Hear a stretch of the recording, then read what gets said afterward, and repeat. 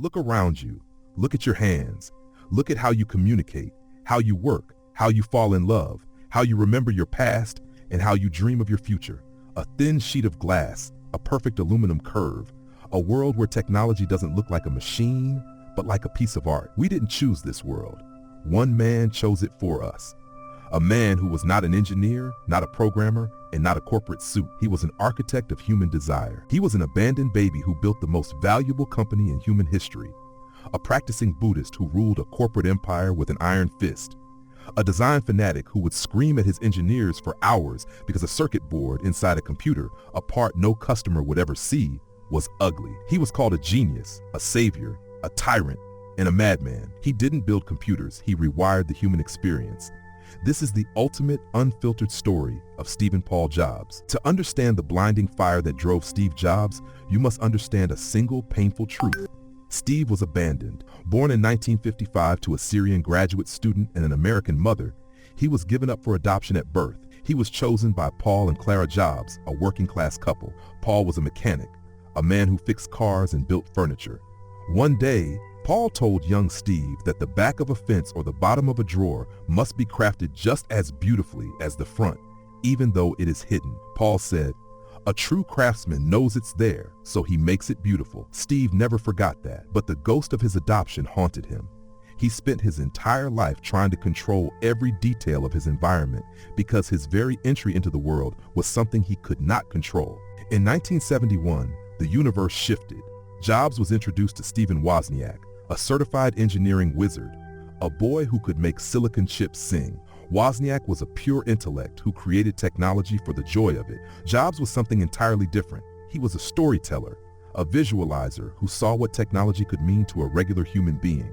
Wozniak invented a device called the blue box that could trick the telephone lines into making free long-distance calls. Wozniak wanted to show it off as a prank. Jobs saw a product. He packed it, sold it, and made money. It was the birth of a historic partnership.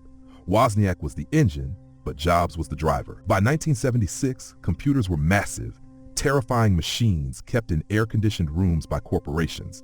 Regular people feared them. Jobs looked at Wozniak's latest creation, a single circuit board that could display text on a television screen, and saw a revolution. He convinced Wozniak to start a company. They had no money. Jobs sold his beloved Volkswagen van, and Wozniak sold his HP Scientific calculator to raise $1,300. In that dusty garage, surrounded by family members assembling circuit boards by hand, Apple Computer was born. The name Apple was chosen by Jobs after spending time on an organic farm. He wanted the company to feel approachable, warm, and natural, the exact opposite of the cold, metallic giants like Wozniak wanted to leave the wires exposed so hackers could modify it. Jobs refused. He demanded a beautiful, sealed, custom-molded plastic case. He didn't want it to look like a tool for engineers. He wanted it to look like it belonged on a mother's kitchen counter or a child's school desk. The Apple II became a global phenomenon, turning Apple from a garage operation into a multi-million-dollar empire almost overnight. At just 25 years old, Steve Jobs was worth over $100 million. He was the young, charismatic poster boy of Silicon Valley, but the massive success went straight to his head, unlocking a dark, unforgiving perfectionism that would soon threaten to tear his kingdom apart. By the early 1980s, Steve Jobs was no longer just a co-founder. He was a corporate deity leading a chosen tribe. He took over a small rogue project inside Apple called the Macintosh. Jobs didn't want it to be just another computer. He wanted it to be a cultural revolution. He moved his team into a separate building, ran it like a separate company, and famously told them, "It's better to be a pirate than to join the Navy." He demanded absolute, uncompromising devotion. To work for Jobs was to enter what his engineers called the reality distortion field, a hypnotic mix of charismatic persuasion, unyielding will, and an absolute refusal to accept the word impossible. Jobs' obsession with design borders on absolute clinical madness. He made his engineers completely rewrite the Mac's internal graphics software because the rectangles didn't have perfectly rounded corners. He rejected the design of the internal circuit board multiple times because the layout of the chips looked ugly to him. When the lead hardware engineer protested that no one would ever open the case to see the circuit board, Jobs unleashed his father's old lesson: a true carpenter doesn't use cheap plywood for the back of a cabinet. Even if nobody sees it, we know it's there. It has to be beautiful. Before the Macintosh shipped, Jobs had the entire design team sign their names on a piece of paper. He had those signatures engraved inside the plastic casing of every single Mac sold. They weren't assembly line workers. They were artists signing a canvas. On January 22, 1984, Apple unleashed the most famous television commercial in history, titled 1984. It was a direct, aggressive declaration of war against IBM, the corporate giant that controlled the computer market. 2 days later, Jobs stood on a stage in a sleek, double-breasted suit and a bow tie. He pulled the Macintosh out of a canvas bag. It didn't look like a machine. It looked like a friendly face. It spoke to the audience in a synthetic voice, saying, "Hello, I am Macintosh." The crowd went into absolute hysterics. People wept. It was a cultural triumph, but beneath the roaring applause, a dark financial storm was brewing. The Macintosh was beautiful, but it was underpowered, wildly expensive, and sales began to catastrophically plummet. The pirate captain had built a masterpiece, but he was about to lose his ship. As Macintosh sales collapsed in late 1984, Jobs' behavior became volatile and toxic. He openly insulted executives, reduced brilliant engineers to tears, and created a civil war within his own company. To bring adult supervision to Apple, Jobs had personally recruited John Sculley, the CEO of PepsiCo, asking him the legendary challenging question, "Do you want to sell sugared water for the rest of your life, or do you want to come with me and change the world?" Sculley accepted, but by 1985 the honeymoon was over. Sculley saw Jobs as an uncontrollable, reckless liability. Jobs saw Sculley as a cold, uninspired bureaucrat who didn't care about the art of technology. The stage was set for a brutal corporate coup d'etat. The vote was unanimous. The board chose the salesman. In May 1985, at 30 years old, Steve Jobs was stripped of all operational power, removed from the Macintosh division, and exiled to a distant, empty office down the street that he bitterly nicknamed Siberia. A few months later, he realized the humiliation was total. He sold all but one single share of his Apple stock, packed his things, and walked out of the company he had built from his parents' garage. He fell into a deep, agonizing depression. He lay on his bedroom floor for weeks in total darkness, listening to the music of Bob Dylan, wondering how the kingdom he created could execute its own king. The exile didn't break Jobs. It mutated him. He took a small group of loyal Apple defectors and poured millions of his own fortune into starting a new computer company called Next. He was determined to build the ultimate machine that would make Apple look obsolete. Once again, his perfectionism reached absurd heights. He spent $100,000 just to hire a legendary designer to create the logo. He demanded that the inside of the Next magnesium cube case be painted a perfect matte black, even though no user would ever see it. But history repeated itself. The Next computer was a technological marvel, but at $10,000 a unit, it was a commercial disaster. Jobs was burning through his millions, facing complete financial ruin, but his salvation would come from the most unexpected place. A tiny, struggling digital effects department he bought from George Lucas for $5 million. Jobs knew absolutely nothing about filmmaking, but he recognized a revolutionary medium when he saw it. He bought the company and renamed it Pixar.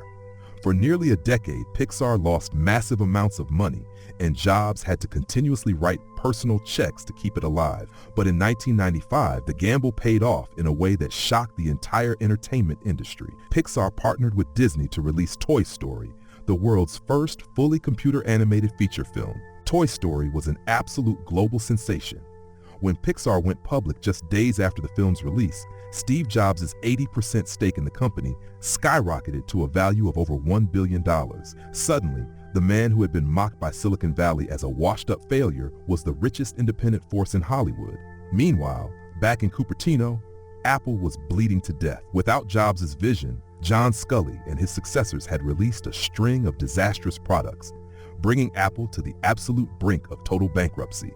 They had only months of cash left in the bank. In a desperate final bid to save themselves, Apple announced they were buying Next for $429 million to use its software. The prodigal son was finally coming home. When Steve Jobs walked back through the doors of Apple in late 1996 as an informal advisor, he didn't find a proud tech empire. He found a corporate graveyard. Apple was losing over $1 billion a year. The company had become a bureaucratic monster, producing dozens of mediocre products, from scanners and digital cameras to dozens of confusing versions of the Macintosh. The brand was a joke on Wall Street. Within months, the board fired the sitting CEO, Gil Amelio, and turned to the only man who could stop the bleeding. Steve Jobs was named interim CEO, or as he characteristically joked, the ICEO. He immediately launched one of the most ruthless, terrifying corporate purges in business history. The room fell into stunned, horrific silence. With a single cross of a marker, Jobs canceled over 70% of Apple's hardware roadmap. He laid off over 3,000 employees in a matter of weeks. He shut down the beloved Newton tablet project, completely ignoring the protests of loyal engineers. He was hunting for the absolute essence of Apple. He knew that if the company didn't focus on doing a few things flawlessly, it would drown in its own clutter. But focus alone couldn't save Apple. They were out of money. To survive, Jobs had to make a pact with the devil himself. It was the ultimate surreal moment in tech history. To save Apple from immediate bankruptcy, Jobs negotiated a stunning $150 million investment from his arch-rival Bill Gates. In exchange, Microsoft promised to keep developing Office for the Mac. The crowd felt betrayed, but Jobs stood his ground, famously declaring on stage, "We have to let go of this notion that for Apple to win, Microsoft has to lose. Apple is going to win because we are going to make incredible products." The bleeding had stopped. The money was in the bank. Now, the architect of desire needed a visual masterpiece to tell the world that the rebel king had officially returned. In 1997, Jobs discovered a soulmate inside Apple's forgotten design department, a young British genius named Jonathan Ive. Joni shared Steve's fanatical obsession with minimalism and material purity. Together, they began working on a device that would completely destroy the industry standard of what a computer should look like. At the time, all personal computers were ugly, beige, industrial boxes designed for offices. Jobs and I wanted to create something that looked like it arrived from an advanced, beautiful civilization. In 1998, they unveiled the iMac G3. The iMac was a stunning, unprecedented masterpiece. It was translucent, allowing you to peek into its soul. It completely removed the floppy disk drive, forcing the world to adopt the internet. It had a handle on the top, not because you were supposed to carry it around, but because Jobs knew that people were intimidated by technology. The handle invited you to touch it.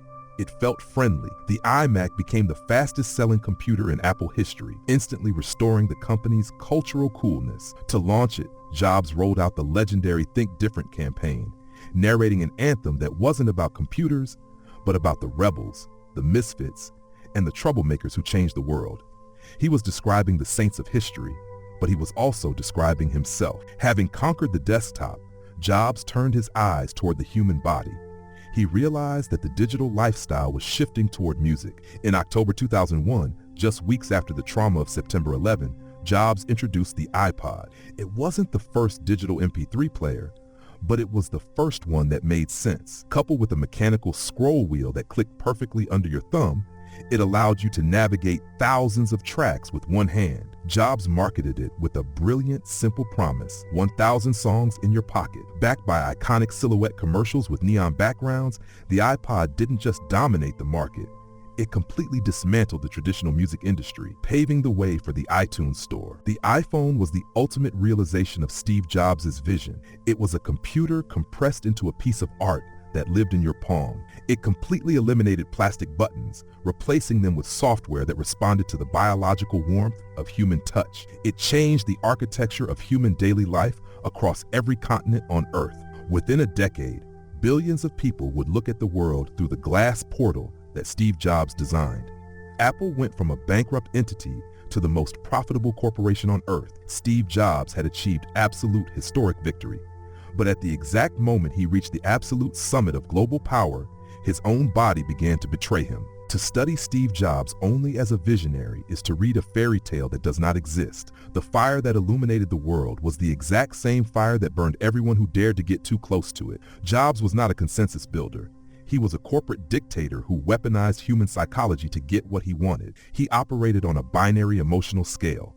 People, ideas, and products were either enlightened geniuses or complete and utter garbage. There was no middle ground. If an employee gave a presentation that didn't immediately shock his senses, Jobs would casually cut them off in front of their peers, saying, "This is a joke. You're wasting my time. Why are you even in this building?" This was the brutal reality of the reality distortion field. To Jobs, human beings were merely instruments to be used to achieve his version of aesthetic perfection. He was notorious for taking credit for his engineers' ideas. He would look a designer in the eye, call their wireframe design terrible, and then walk into a meeting the next morning presenting that exact same wireframe as his own personal stroke of genius. His personal life was equally fractured. For years, he cold-bloodedly denied the paternity of his first daughter, Lisa, leaving her mother to survive on welfare while he was a multimillionaire driving a license plate-less Porsche. He even named an early Apple computer the Lisa, yet insisted to the press it was just an acronym. It was a terrifying display of cognitive dissonance, a man who could weep tears of joy over the curve of a computer case, yet show total emotional numbness to his own flesh and blood. In October 2003, at the absolute peak of the iPod revolution, the ultimate crisis arrived. Jobs was diagnosed with a rare, treatable form of pancreatic cancer. Doctors told him that immediate surgery could completely eradicate the tumor. But Jobs, the man who believed his mind could bend reality, refused. For 9 critical months, he ignored scientific medicine. He treated his cancer with vegan diets, acupuncture, herbal remedies, and fruit juices, believing that the same willpower that built the iPhone could command his cells to stop mutating. It was the tragic, fatal flaw of The Alchemist. By the time he finally relented and agreed to surgery in 2004, the dark cells had already broken out of their cage, secretly migrating to his liver. The countdown had officially begun. In his final years, Steve Jobs knew he was working against a closing door. He treated his failing health like an engineering problem, working grueling hours while undergoing agonizing cancer therapies. He didn't want his final legacy to be a corporate tragedy. He wanted it to be an educational monument. On that stage in 2011, he stood before a slide that captured the entire philosophy of his existence, a visual depiction of a street sign where 2 roads met, technology and liberal art. He was not an engineer. Wozniak built the boards. I've sculpted the aluminum. The software developers wrote the lines of code. Jobs' true genius was that of a conductor. He stood at that exact intersection, ensuring that machines didn't feel cold and industrial, but human, emotional, and poetic.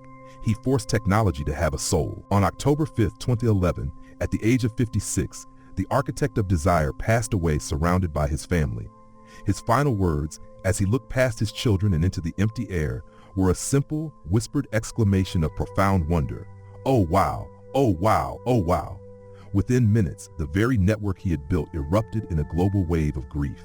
Millions of people across the planet learned of his death by looking at a piece of glowing glass that he had pulled out of his mind. They stood outside Apple stores in Tokyo, New York, London, and Paris, holding up iPads and iPhones as electronic candles to honor the man who changed how they touched reality. Steve Jobs was an imperfect, deeply flawed human being, a tyrant who caused immense pain to those who loved him, an abandoned child who built a fortress of absolute control, but he left behind a world that is completely unrecognizable from the one he entered. He proved that a single human mind, driven by an insane, fanatical devotion to beauty and perfection, can rewire the daily experience of the entire human race. We don't just use his tools, we inhabit his imagination. The present belongs to the status quo, but the future will always belong to the misfits, the rebels, and the dreamers who think different.